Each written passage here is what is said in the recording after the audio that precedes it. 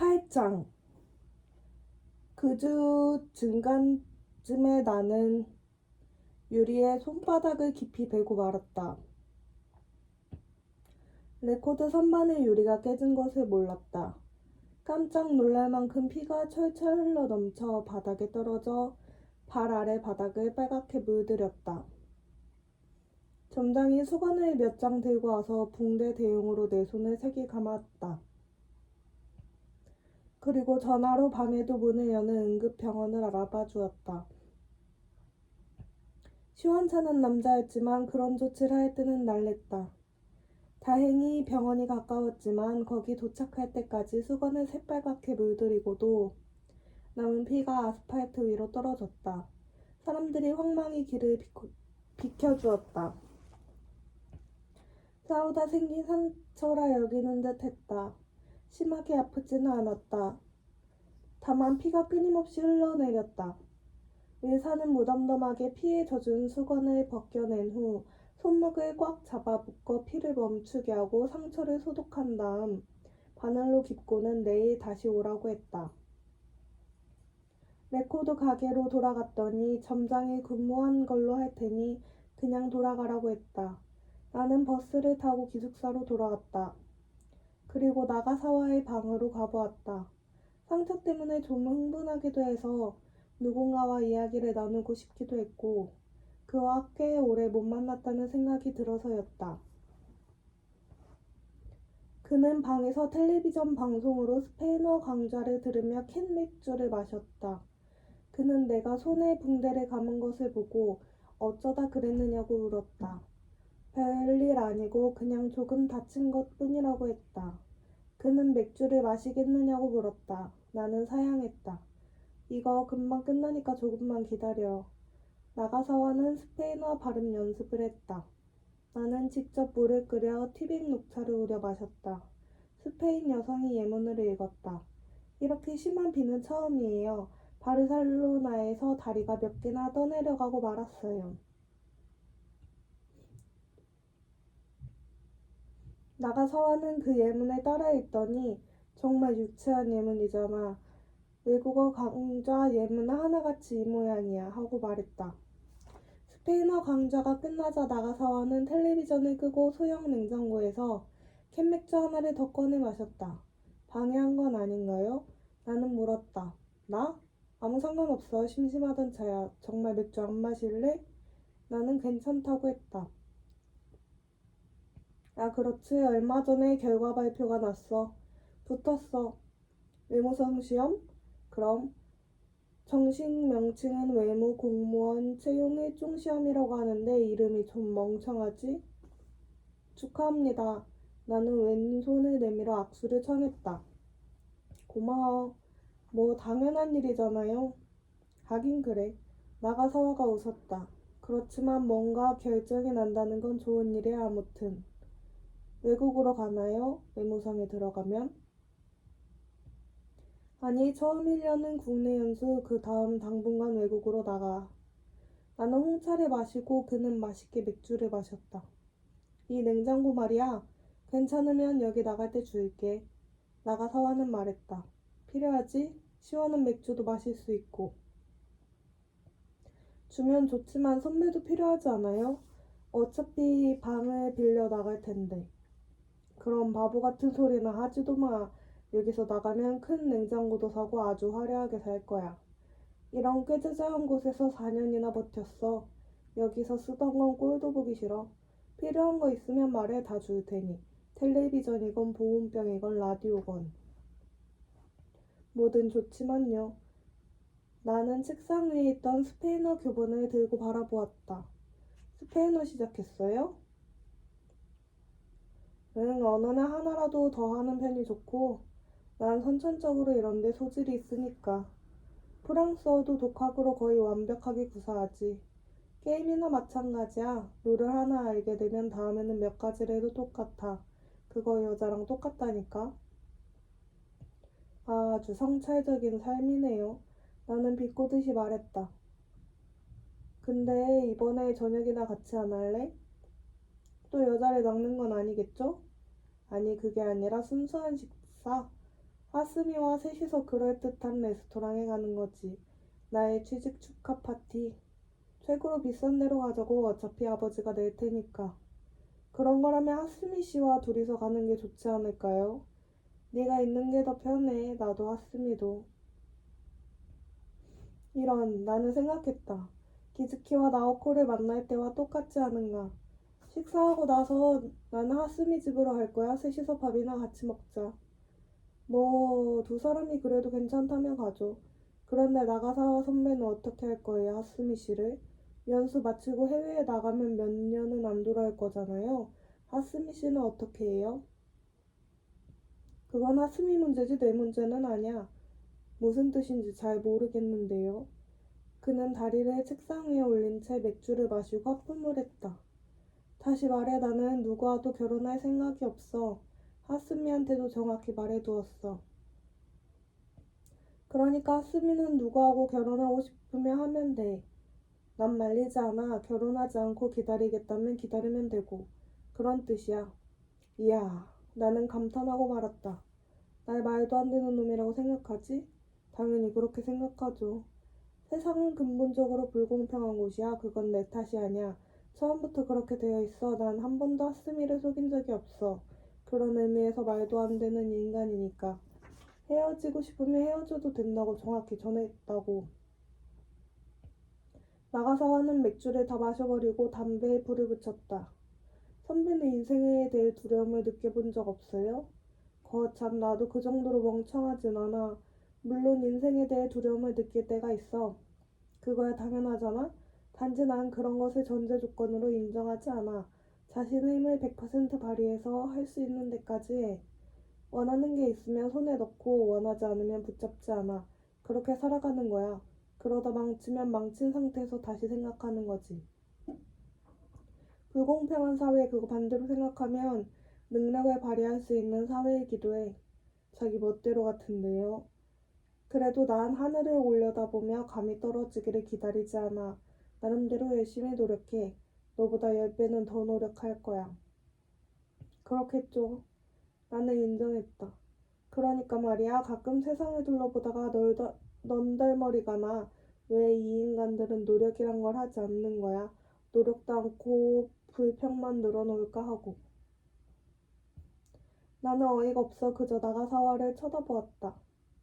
내 눈에는 세상 사람들이 정말 몸이 부서져라 노력하는 것 같아 보이는데 내가 뭘 잘못 본 겁니까? 그건 노력이 아니라 그냥 노동이야. 나가사와는 간단히 정리해버렸다. 내가 말하는 노력은 그런 게 아니야. 노력이란 건 보다 주체적으로 목적의식을 가지고 행하는 거야. 이를테면 취직이 결정되어 다들 마음을 푹 놓을 때 스페인어를 시작하는 그런 거 말이죠. 바로 그런 거지. 나는 봄까지 스페인어를 완전히 마스터할 거야. 영어와 독일어와 프랑스어는 벌써 했고 이탈리아어도 대충은 돼. 이런 게 노력 없이 가능하다고 생각해? 그는 담배를 피우고 나는 미도리 아버지를 생각했다. 미도리 아버지는 텔레비전으로 스페인어를 배우자는 생각은 아예 해보지도 않았을 것이다. 노력과 노동의 차이가 어디에 있는지도 생각해보지 않았을 것이다. 그는 그런 걸 생각하기에는 너무 바빴다. 일도 바빴고 집 나간 딸을 데리러 후쿠시마까지 가야 할 때도 있었다. 식사 말이야. 이번 토요일 어때? 좋아요. 하고 나는 대답했다. 나가사와가 예약한 레스토랑은 아자부 뒷길에 위치한 조용하고 우아한 프렌치 레스토랑이었다. 나가사와가 이름을 대자 웨이트리스가 우리를 안쪽 갱실로 안내했다. 작은 방 벽에는 판화가 15점쯤 걸렸다. 하스미 씨가 올 때까지 나가사와와 나는 조지프 콜랜드의 소설 이야기를 하면서 맛있는 와인을 마셨다.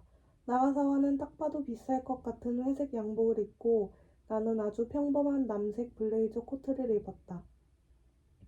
15분 정도 지나서 하스미 씨가 나타났다. 그녀는 세심하게 화장을 하고 금 귀걸이에 우아한 짙은 푸른색 원피스 차림에다 품이 있어 보이는 빨간 펌프스를 신었다. 내가 원피스 색깔을 칭찬하자 이런 걸 미드나이트 블루라고 한다고 하스미 씨가 가르쳐 주었다. 정말 멋진 곳이네. 하고 하스미 씨가 말했다. 아버지가 도쿄에 오면 여기서 식사를 해. 이전에 한번 따라온 적이 있어. 이렇게 폼 잡는 음식은 별로 안 좋아하지만. 그래도 가끔은 좋잖아, 이런 분위기. 와타나베도 그렇게 생각하지? 글쎄요, 내가 돈만 안 낸다면요. 우리 아버지 대체로 여자랑 같이 와. 도쿄에 여자가 있으니까. 그래? 하스미 씨가 말했다. 나는 못 들은 척하고 와인을 마셨다. 읽고 웨이터가 오고 우리는 음식을 주문했다. 오르데브르와 스프를 정하고 메인으로 나가사와는 오리를, 하스미 씨와 나는 농어를 시켰다. 음식이 아주 천천히 나와서 우리는 와인을 마시며 여러 가지 이야기를 나누었다. 나가사와가 외무성 시험 이야기로 말문을 열었다. 수험생이란 인간들은 시궁창으로 쓸어 넣어버리고 싶은 쓰레기들이 대부분이지만 개 중에는 제대로 된 놈도 몇 있다고 나가사와는 말했다.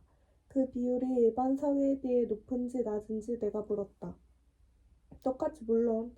나가사와는 아주 당연하다는 표정으로 말했다. 그런 건 말이야 어디든 마찬가지야. 일정 불변이지. 와인이 떨어지자 나가사와는 한 병을 더 시키고 자기 몫으로 스카치 위스키 더블을 주문했다. 하스미 씨가 다시 나에게 소개하고 싶은 여자의 이야기를 하기 시작했다. 하스미 씨와 나 사이에 끊임없이 등장하는 화제였다. 그녀는 나에게 같은 동아리 후배 가운데 정말 예쁜 아이가 있다며 소개하겠노라 하고 나는 늘 도망치는 그런 식이었다. 정말 괜찮은 애라니까. 얼굴도 예뻐. 다음에 데리고 올 테니까 얘기나 한번 해봐. 틀림없이 마음에 들 거야. 아니에요. 나는 하스미 씨가 다니는 학교 여자애를 사귀기에는 너무 가난해요. 돈도 없고 이야기도 안 맞을 테고.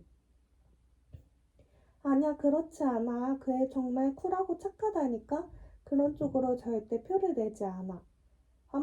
일단 한번 만나보는 게 어떨까, 와타나베? 꼭 그걸 하지는 않아도 되니까. 당연하지. 그런 짓 했다가는 큰일 나. 완전히 처녀니까. 옛날에 너처럼. 그럼 옛날에 나처럼. 하스미는 방긋 웃으며 말했다. 그런데 와타나베 돈이 없다거나 하는 거 아무 상관없는 거야. 물론 과의 몇몇은 자기가 뭐라도 되는 줄 알고 잘난 척하는 애도 있지만 나머지는 다들 나와 다를 바 없거든.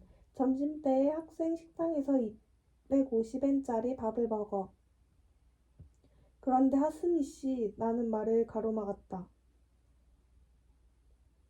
내가 다니는 학생 식당 점심 메뉴에는 A, B, C가 있는데 A가 120엔, B가 100엔, C가 80엔입니다. 그런데 내가 가끔 A를 먹으면 다들 묘한 눈으로 쳐다봐요. C도 못 먹는 애는 60엔짜리 라면을 먹습니다. 그런 학교예요. 말이 통할 것 같아요? 하스미 씨는 깔깔 웃었다. 정말 싸네. 나 그거 먹으러 한번 갈까봐. 그렇지만 와타나베, 넌 좋은 사람이니까 반드시 걔랑 말이 통할 거야. 걔도 120엔짜리 점심 좋아할지도 몰라. 설마. 나는 웃으며 말했다. 누가 그걸 좋아해서 먹어요. 어쩔 수 없으니까 먹죠. 그렇지만 먹는 걸로 우리 판단하지는 마, 와타나베. 물론 꽤 세련된 여자애들이 다니는 학교이긴 하지만 진지하게 인생을 생각하는 제대로 된 여자애도 아주 많아. 하나같이 스포츠카 타는 남자애랑 사귀려 하지는 않아. 그거야 물론 그렇겠죠. 와타나베는 좋아하는 여자애가 있어. 그렇지만 거기에 내 이 친구 입도 번긋하지 않아. 입이 무거워서 말이야. 모든 게 수수께끼야. 정말? 하스미 씨가 나에게 물었다. 정말이에요. 그렇지만 수수께끼까지는 아니에요. 그저 복잡한 사정이 있어 말하기 곤란할 뿐이에요. 이루어질 수 없는 사랑이라는 거? 저기 나한테 의논해봐. 나는 와인을 마시며 어물쩍 넘기려 했다. 봐, 입이 무겁잖아. 위스키를 세 잔째 마시며 나가사와가 말했다. 이 친구는 한 번 안 하겠다고 정하면 절대로 말 안 해. 안타깝네. 하스미 씨는 테린을 조그맣게 잘라 입안에 넣으면서 말했다. 그 여자애랑 잘 되면 더블 데이트 할 수 있을 텐데. 취한 김에 스와핑도 가능할 테고 나가사와가 말했다. 이상한 말은 하지 마. 이상하다니 와타나베가 널 얼마나 좋아하는데. 그건 이거와는 다른 문제잖아. 하스미 씨는 조용히 말했다. 와타나베는 그런 사람 아니야. 자신의 것을 아주 소중히 여기는 사람이야. 나는 알아. 그러니까 후배를 소개해 주려고 하지. 나하고 와타나베 한 번 여자를 바꿔본 적이 있어. 지난번에. 어이, 맞지? 나가사와는 무덤덤한 표정으로 위스키 잔을 들더니 한 잔을 더 주문했다. 하스미 씨는 포크와 나이프를 아래로 내려놓고 냅킨으로 살짝 입을 닦았다. 그리고 내 얼굴을 바라보았다. 와타나베 정말로 그랬어? 어떻게 대답하면 좋을지 몰라 나는 입을 다물었다. 제대로 말해봐. 괜찮으니까. 나가사와가 말했다. 참으로 곤란한 지경에 빠져버리고 말았다. 때로 나가사와는 술 기운을 빌려 못된 심술을 부린다. 오늘 밤의 심술은 내가 아닌 하스미 씨를 표정으로 한 것이었다. 그걸 알기에 더더욱 마음이 불편했다. 그 이야기 듣고 싶어. 정말 재미있을 것 같아. 하스미 씨가 나에게 말했다. 주했거든요. 나는 말했다. 괜찮아. 말해봐. 나무라려는 게 아니야. 그냥 이야기를 듣고 싶을 뿐이야. 시부야의 바에서 나가사와 선배랑 둘이서 마시다가 옆 테이블 여자 둘과 말이 통했죠. 어느 전문대인가 다니는 여학생들이었는데 그쪽도 꽤 오른 상태라 그래서 결국 그 부근 모텔로 들어가서 잤어요. 나가사와 선배와 내가 나란히 방을 잡아서 그랬더니 밤중에 선배가 내 방문을 두드리면서 어이 와타나베 여자애 한번 바꿔보자 하기에 내가 선배 방으로 가고 선배가 내 방으로 왔죠. 그 여자애들 화내지 않았어? 너무 취해서 아무래도 좋은 거였어요. 결국 그 애들도. 그렇게 한 데는 나름대로 이유가 있었다니까. 어떤 이유? 두 여자애 말이야. 너무 차이가 많이 나. 한 애는 예쁜데 다른 한 애는 너무 아닌 거야. 이래서는 불공평하다고 생각했지. 다시 말해 내가 미인을 잡았으니까 말이야. 와타나베한테 좀 미안했어. 그래서 바꾼 거지. 그렇지 와타나베? 뭐 그런 셈이죠. 그러나 사실을 말하자면 나는 미인 아닌 쪽이 훨씬 마음에 들었다. 이야기를 해도 재미있고 성격도 좋았다. 나와 그녀가 섹스를 한 다음 침대에서 즐겁게 이야기를 나누고 있었는데 나가사와 선배가 들어오더니 파트너를 바꾸자 했다. 내가 그 여자애한테 괜찮겠느냐고 했더니 좋다고 당신들이 그러고 싶다면 하는 것이었다. 그녀는 아마도 내가 그 미인과 하고 싶어 하는 줄로 여긴 것 같았다.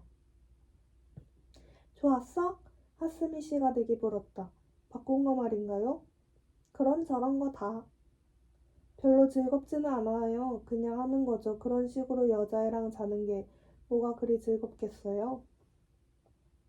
그럼 왜 그런 거래? 하스미 씨가 물었다. 내가 하자고 했으니까 나가사와가 말했다. 난 와타나베한테 물었어. 하스미 씨가 단호한 어투로 말했다. 왜 그런 짓을 하는 거야? 때로 몹시 여자애랑 자고 싶거든요. 좋아하는 사람이 있다면서 그 사람과는 못해? 좀 복잡한 사정이 있어요. 하스미 씨는 한숨을 내쉬었다. 그때 문이 열리면서 음식이 들어왔다. 나가사와 앞에는 오리로스트가, 나와 하스미 씨 앞에는 농어 접시가 놓였다. 접시 위 덮인 채소에는 소스가 뿌려졌다. 웨이터가 물러나자 다시 우리 셋만 남았다. 나가사와는 나이프로 오리고기를 잘라 맛있게 먹고 위스키를 마셨다. 나는 시금치를 먹어보았다. 하스미 씨는 음식에 손을 대지 않았다. 저기 와타나베, 어떤 사정인지는 모르겠지만 그런 행동은 너한테 맞지 않고 어울리지도 않는 것 같아. 어떻게 생각해? 그녀는 테이블 위에 손을 올려놓고 가만히 내 얼굴을 바라보았다. 그런 것 같아요. 나도 때때로 그런 생각을 해요. 그렇다면 왜 그만두지 못해? 가끔 온기가 필요할 때가 있거든요. 나는 솔직하게 말했다. 피부로 전해오는 온기를 느끼지 못하면 때로 견딜 수 없이 외로워요. 간단히 말하면 이런 거라고 생각해. 나가사와가 끼어들었다. 와타나베에게는 좋아하는 여자애가 있지만 어떤 사정 때문에 할 수가 없어. 그래서 섹스는 어디까지나 섹스일 뿐이라고 정리하고 다른 곳에서 처리하는 거야. 그게 뭐 나쁜 건 아니잖아? 정상적인 이야기야. 방에 틀어박혀 마스터베이션만 해댈 수야 없는 노릇이잖아? 그렇지만 좋아하는 여자애가 있다면 참을 수 있지 않을까, 와타나베? 그럴지도 모르죠. 나는 크림 소스가 뿌려진 농어살을 입으로 가져갔다. 넌 남자의 성욕이란 걸 잘 이해 못해. 이를테면 난 너와 3년을 만났지만 그동안에 다른 여자와 많이 잤어. 그래도 그 여자애들에 대해 난 아무 생각도 없어. 이름도 몰라. 얼굴도 기억나지 않고 누구와도 한 번밖에 안 자. 만나서 하고 헤어져. 그뿐이야. 그게 왜 안 된다는 거지? 난 자기의 그런 오만을 도저히 참을 수 없어. 하스미 씨는 조용히 말했다.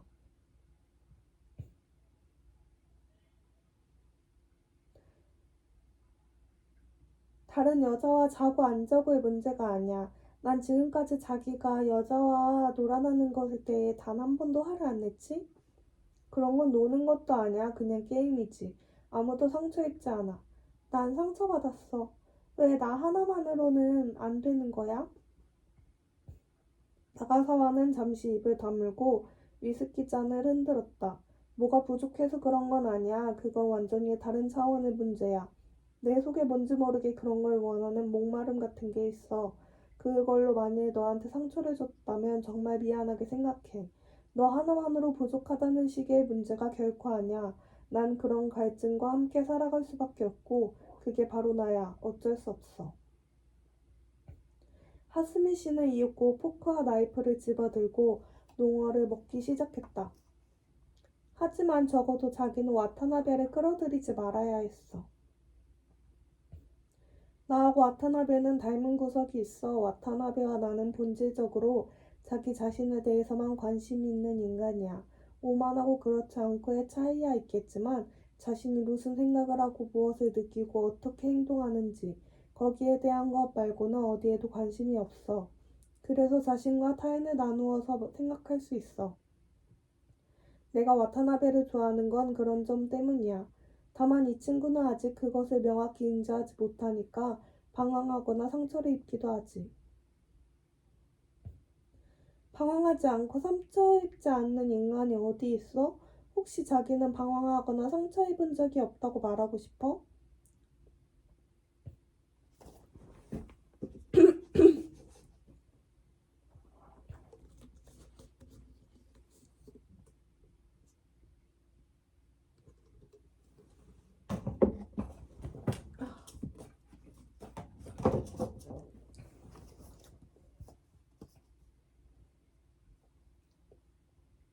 물론 나도 방황하고 상처받아.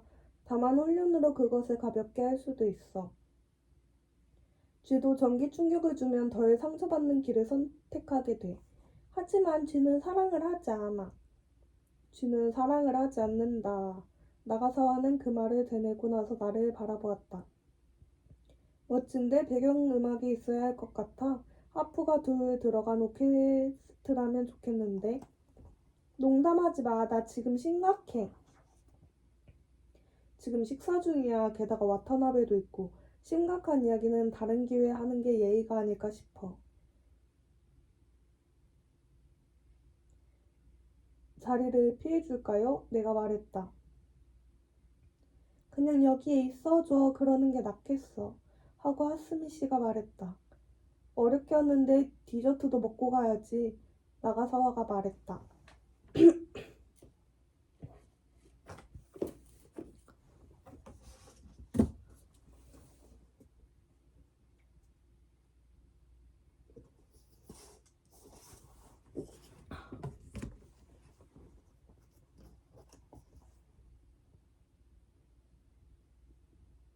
난 아무래도 좋아요. 그 다음 잠시 우리는 입을 다물고 식사에 열중했다.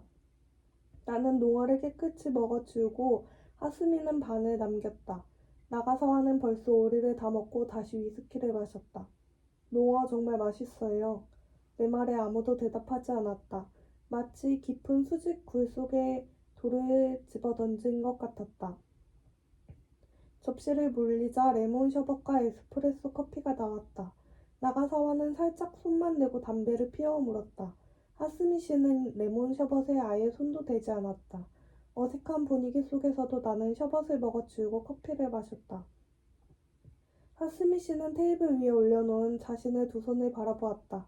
하스미 씨의 몸에 걸친 모든 장식품처럼 두 손도 몹시 우아하고 세련되고 비싸 보았다. 나는 나오코와 레이코 씨를 생각했다. 두 여자는 지금쯤 뭘 하고 있을까?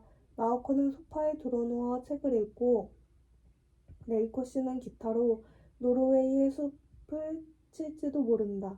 나는 두 사람이 사는 작은 방으로 돌아가고 싶은 격렬한 충동에 휩싸였다. 나는 대체 여기서 뭘 하는 걸까? 나와 와타나베가 닮은 점은 말이야. 자신에 대해 남이 이해해 주기를 바라지 않는다는 거야. 그런 점이 다른 인간들하고 달라. 다른 놈들은 주변 사람들이 자신을 이해해 주기를 바라며 애를 태워. 그렇지만 나와 와타나베는 그렇지 않아. 이해받지 못해도 상관없다고 생각하는 거야. 나는 남은 남이라고. 그러니? 하스미 씨가 되게 물었다. 설마요. 난 그렇게 강한 사람이 아니에요. 아무도 이해 안 해줘도 된다고는 생각하지 않아요. 서로 이해하고 이해받고 싶은 상대도 있는걸요. 다만 그 외 다른 사람한테는 별로 이해받지 못한다 해도 뭐 어쩔 수 없는 일이라고 생각할 뿐입니다. 체념하는 거죠. 그러니까 나가사와 선배가 말하듯이 아무한테도 이해받지 못해도 괜찮다고 생각하는 건 아니죠. 내 말하고 거의 같은 의미야. 나가사와는 커피 스푼을 들고 말했다. 정말로 똑같은 소리야. 늦은 아침하고 이른 점심 정도의 차이야. 먹는 것도 같고 먹는 시간도 같고 그냥 부르는 방식이 다를 뿐이야. 나가사와 자기는 나에게도 딱히 이해를 못 받아도 괜찮다고 생각해? 하스미 씨가 물었다. 넌 뭔가를 착각하는 것 같은데 사람이 누군가를 이해하는 것은 그럴 만한 때에 이르렀기 때문이지 누군가가 상대에게 이해받기를 바라서 그렇게 되는 게 아니야. 그럼 내가 누군가에게 나를 이해해주기를 바라는 게 잘못이라는 거야? 예를 들어 자기한테? 아니, 별로 잘못된 건 아니야. 제대로 된 인간이라면 그것을 사랑이라고 해. 만일 네가 나를 이해하고 싶다고 생각한다면 내 시스템은 다른 인간이 살아가는 것하고는 다르다는 거야. 그러나 나를 사랑하지 않지? 그러니까 넌 내 시스템 같은 건 아무래도 좋아. 하스미 씨가 으르렁거리듯 외쳤다. 내가 그녀의 그런 모습을 본 것은 이전에도 이후에도 그때 한 번뿐이었다. 나가사와가 테이블 옆에 붙은 벨을 누르자 웨이터가 계산서를 들고 왔다. 나가사와가 카드를 꺼내 그에게 건네주었다. 미안하다 와타나베 오늘은 난 하스미를 바래다 주고 갈 테니까 너 먼저 가. 괜찮아요. 나는 식사도 정말 좋았고요. 네가 말했지만 두 사람은 입을 꼭 다문 채였다.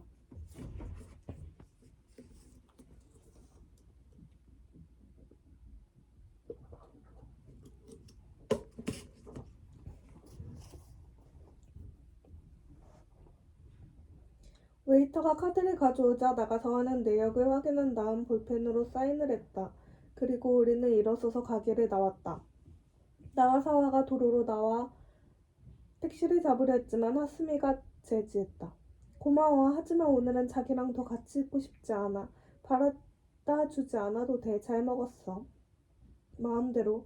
와타나베한테 부탁할 거야. 하스미 씨가 말했다. 마음대로 해. 그렇지만 와타나베도 나와 거의 똑같아. 친절하고 부드러운 남자여도 마음속 깊은 곳까지 누군가를 사랑하지는 못해.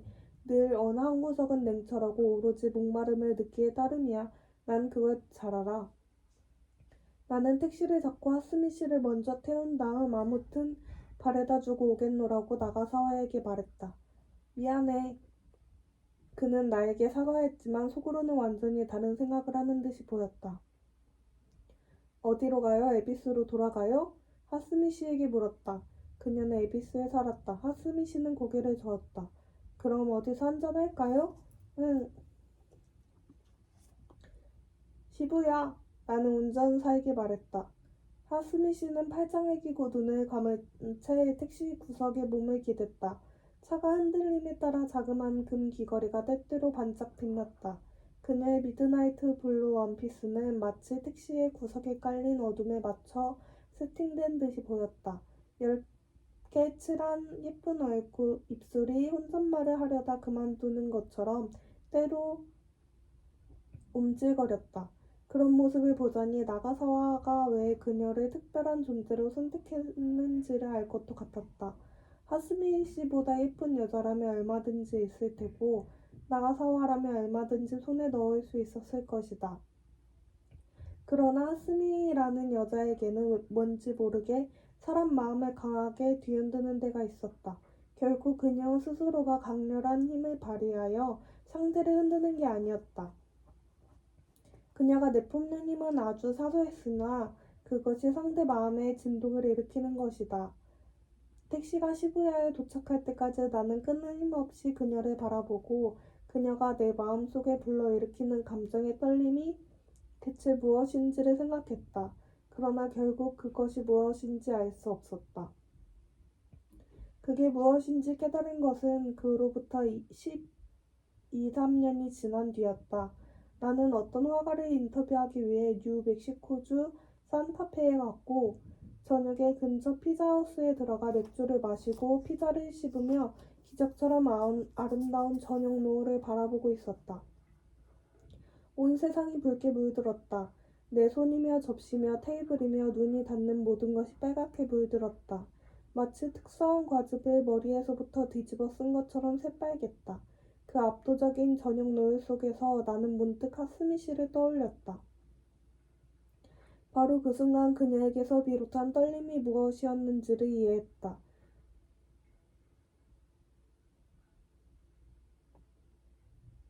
그것은 충족되지 못한, 앞으로도 영원히 충족될 수 없는 소년 시절의 동경 같은 것이었다. 나는 가슴을 댈 것 같은 무구한 동경을 이미 오래전에 어딘가에 내려놓았기에 그런 게 내 속에 존재했다는 것조차 오랫동안 잊고 살았다. 하스미 씨는 내 속에 오랫동안 잠들었던 나의 일부를 뒤흔들어 깨워놓았던 것이다. 그리고 그것을 깨달은 순간 나는 거의 울음을 터뜨릴 것만 같은 슬픔에 사로잡혔다. 그녀는 너무도 특별한 여자였다. 누군가 어떻게든 그녀를 구원했어야만 했다. 그러나 나가사와도 나도 그녀를 구원할 수 없었다. 하스미 씨는 내가 아는 많은 사람이 그러했듯이 인생의 어느 단계에 이르러 갑자기 생각이라도 난 것처럼 스스로 생명을 끊었다. 그녀는 나가사와가 독일로 가버린 2년 뒤에 다른 남자와 결혼했고 그 2년 뒤 면도칼로 손목을 그었다. 그녀의 죽음을 내게 알린 사람은 물론 나가사와였다. 그는 폰에서 나에게 편지를 보냈다. 하스미의 죽음으로 뭔가가 사라져버렸고 그건 참을 수 없이 슬프고 고통스러운 일이었어. 이런 나에게조차. 나는 그 편지를 찢어 쓰레기통에 던져넣고 다시는 그에게 편지를 쓰지 않았다. 우리는 작은 바에 들어가 술을 몇 잔인가 마셨다. 나도 하스미 씨도 거의 입을 떼지 않았다. 나와 그녀는 마치 권태기 부부처럼 마주 앉아 말없이 술을 마시고 땅콩을 씹었다. 그러는 사이에 바가 붐비기 시작해서 우리는 잠시 걷기로 했다. 하스미 씨가 계산을 하겠노라 했지만 나는 내가 청했으니까 하고 계산을 했다. 밖으로 나오자 방 공기가 많이 차가워졌다. 하스미 씨는 옅은 회색 가디건을 걸쳤다. 그리고 여전히 말없이 내 곁에 걸었다. 나는 바지 호주머니에 두 손을 찔러 넣은 채 어디랄 것도 없이 천천히 밤거리를 걸었다. 문득 나오코와 걸을 때 같다고 생각했다. 와타나베, 이 부근에 당구 칠 만한 데 없을까? 갑자기 하스미 씨가 물었다. 당구? 나는 깜짝 놀라 되물었다. 하스미 씨, 당구 쳐요? 응, 꽤 치지. 넌? 사고라면 좀 쳐요. 별로지만요. 그럼 가. 우리는 가까운 곳에서 당구장을 발견하고 안으로 들어갔다. 앞다른 골목길에 있는 작은 당구장이었다. 세련된 원피스 차림의 하스미 씨와 남색 블레이저 코트에 레지멘털 타이를 한 나의 조합은 당구장에서 사람들 눈을 확 끌었다.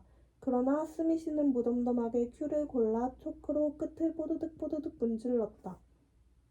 그리고 핸드백에서 머리핀을 꺼내 앞머리에 꽂고 당구 칠 때 방해받지 않도록 했다. 우리는 사구 게임을 2번 했다. 하스미 씨는 스스로 말했듯 꼬의 솜씨가 좋았고 나는 손에 붕대를 감은 탓에 제대로 칠 수가 없었다. 그래서 2게임 다 그녀의 압승이었다. 잘 치네요. 나는 감탄했다. 보기와는 다르게 하스미 씨는 신중하게 공의 거리를 재면서 방구 듣고 물었다. 대체 어디서 배웠어요? 할아버지가 옛날에 좀 노는 분이어서 당구대가 집에 있었거든. 할아버지 댁에 놀러 갈 때마다 거기서 오빠랑 둘이서 당구를 쳤지. 조금 자라자 할아버지가 정식으로 큐 잡는 법과 치는 법을 가르쳐 주었고 좋은 분이셨어. 잘생기고 산뜻하고.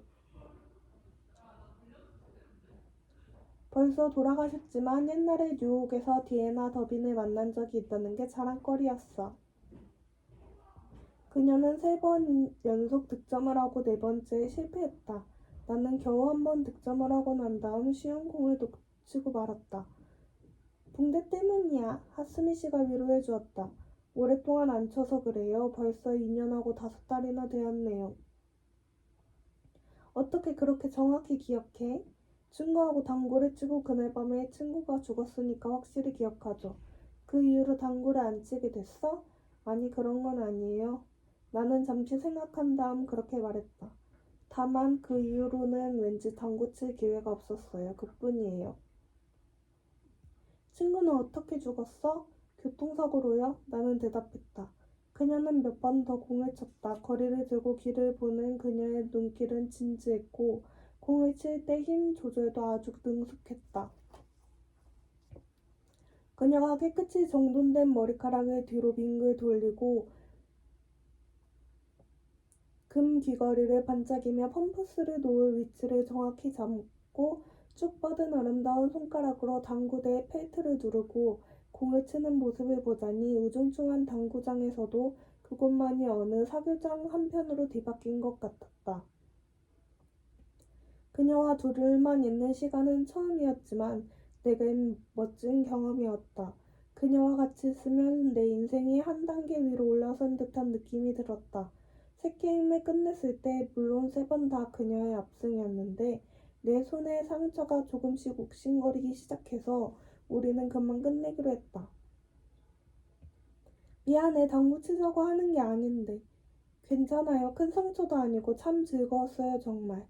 나가려는데 당구장 주인으로 보이는 중년 여자가 하스미 씨에게 언니 폼이 정말 제대로 잡혔더라 라고 말했다. 고마워요 하고 하스미 씨는 방긋 웃으며 답했다. 그리고 그녀가 계산을 했다. 아파? 밖으로 나와 하스미 씨가 물었다. 그렇게 아프진 않아요. 혹시 상처가 벌어진 건 아니고? 괜찮을 거예요 아마. 그렇지, 우리 집에 가자. 소독을 하고 붕대를 갈아줄게. 내 방에 붕대하고 소독약 다 있거든. 바로 저기니까 같이 가. 걱정할 정도는 아니라고 괜찮다고 했지만 그녀는 상처가 벌어졌는지 안 벌어졌는지 확인하는 게 좋겠다며 물러서지 않았다. 혹시 나랑 같이 있는 게 싫어? 한시라도 빨리 자그 방으로 들어가고 싶어? 하스미 씨는 농담하듯이 물었다. 설마요. 그럼 걱정 말고 같이 가. 걸어서 바로 저기야. 하스미 씨의 집은 시부야에서 에비스 쪽으로 15분 정도 걸어서 갈 수 있는 곳이었다. 호화롭다고 할 수는 없지만 꽤 괜찮은 아파트로 조그만 로비도 있고 엘리베이터도 있었다. 하스미 씨는 아파트의 부엌 식탁에 나를 앉히고 옆방으로 가서 옷을 갈아입었다. 프린스턴 유니버시티라는 영문이 적힌 요트 파카와 면바지 차림으로 금 귀걸이는 보이지 않았다. 그녀는 어디선가 구급량 상자를 들고 와 테이블 위에서 붕대를 풀고 상처가 벌어지지 않았다는 것을 확인한 다음 소독을 하고 새 붕대로 감아주었다. 아주 섬세하고 능숙한 손길이었다. 어떻게 이것저것 다 잘해요? 옛날에 자원봉사를 한 적이 있어서 간호사 흉내 같은 거지. 그때 배운 거야. 붕대를 다 감은 다음 그녀는 냉장고에서 캔 맥주를 2개 꺼냈다. 그녀가 캔의 반을 마시고 나는 그 반과 캔 하나를 마셨다. 하스미 씨는 동아리 후배 여자애들 사진을 보여주었다. 확실히 몇몇은 예뻤다. 혹시 여자친구가 필요하면 언제든 내게 말해. 바로 소개해줄게. 그렇게 할게요. 혹시 와타나베 나를 무슨 중매정이처럼 생각하지? 솔직히 말해서? 조금은. 나는 솔직히 대답하고 웃었다. 하스미 씨도 웃었다. 그녀는 웃는 얼굴이 정말로 잘 어울리는 사람이었다. 저기 와타나베 어떻게 생각해? 나와 나가사와에 대해? 어떻게 생각하느냐니 뭘요? 난 어쩌면 좋을까 앞으로? 내가 무슨 말을 한들 아무 소용없지 않을까요? 나는 차가운 맥주를 마시며 말했다. 괜찮아, 뭐든 생각하는 대로 말해봐. 내가 하스미 씨라면 그 남자랑 헤어져요. 그러고 좀 제대로 된 정신을 가진 상대를 찾아 행복하게 살 거예요. 그렇잖아요? 아무리 좋게 봐준다 해도 그 사람과 만나 행복해질 리가 없잖아요. 그 사람 자기가 행복해지고 싶다거나 남을 행복하게 해주고 싶다거나 그런 생각을 하며 사는 사람이 아니니까.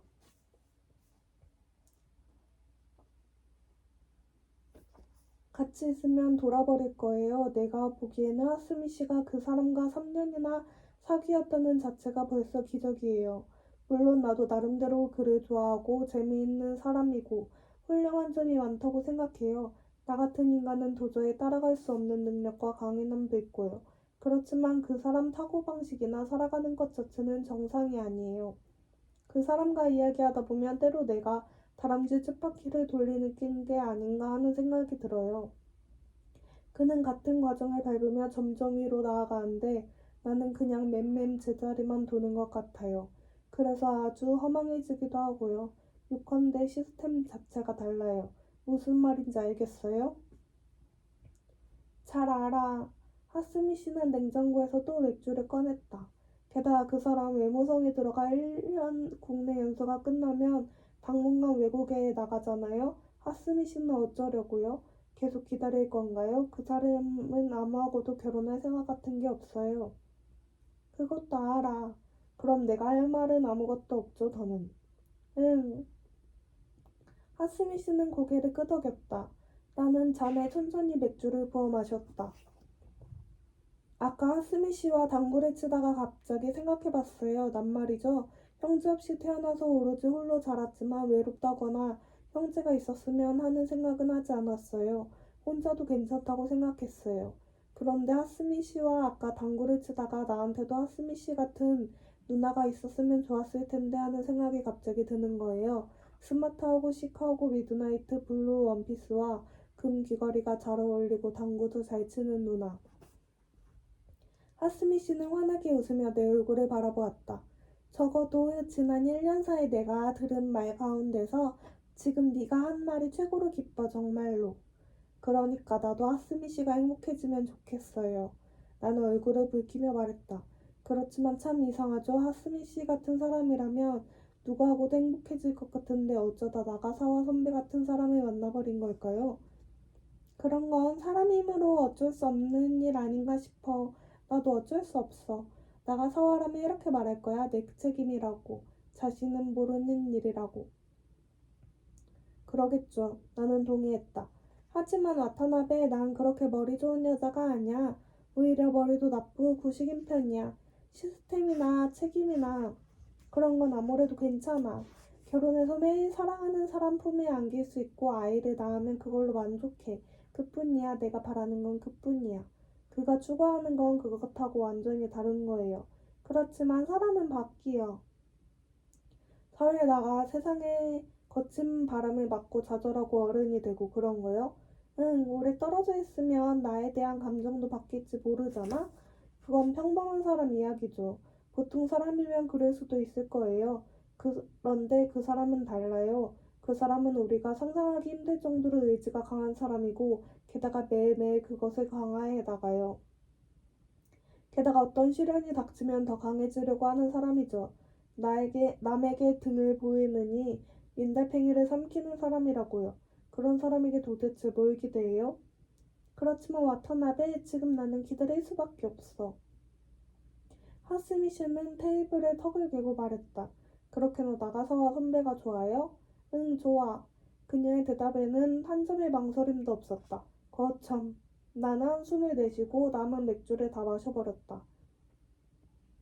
그 정도로 확신을 품고 누군가를 사랑한다는 건 정말 멋진 일이겠죠? 나는 그냥 바보에다 구실기야. 맥주 더 할래? 아니요, 이제 됐어요. 이제 슬슬 가야죠. 붕대하고 맥주 고맙습니다. 내가 일어서서 입구에서 신발을 신는데 전화벨이 울리기 시작했다. 하스미 씨는 나를 보고 전화를 보고 그 다음 다시 나를 바라보았다. 안녕히 주무세요 하고 나는 문을 열고 바깥으로 나왔다. 문을 가만히 닫을 때 하스미 씨가 수화기를 든 모습이 언뜻 눈에 들어왔다. 그것이 내가 본 그녀의 마지막 모습이었다. 기숙사에 돌아와 보니 11시 반이었다.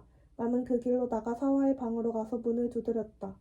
10번 노크를 하고 나서야 오늘이 토요일이라는 사실을 깨달았다. 토요일 밤이면 나가사와는 친척 집에 머문다는 명목으로 매주 외박 허가증을 받아간다. 나는 방으로 돌아와 넥타이를 풀고 윗도리와 바지를 옷걸이에 걸고 파자마로 갈아입고 이를 닦았다. 그리고 채 내일이 또 일요일이냐고 중얼거렸다. 마치 나흘에 한 번꼴로 일요일이 찾아오는 듯한 느낌이 들었다. 앞으로 2번 더 일요일이 찾아오면 나는 20살이 된다. 나는 침대에 누워 벽에 걸린 달력을 바라보고 울적한 기분에 젖어들었다. 일요일 아침 나는 평소처럼 책상에 앉아 나오코에게 편지를 썼다. 커다란 컵으로 커피를 마시고 마일스 데이비스의 오래된 레코드를 들으면서 기나긴 편지를 썼다. 창밖에는 가느다란 비가 내리고 방 안은 수족관처럼 차가웠다.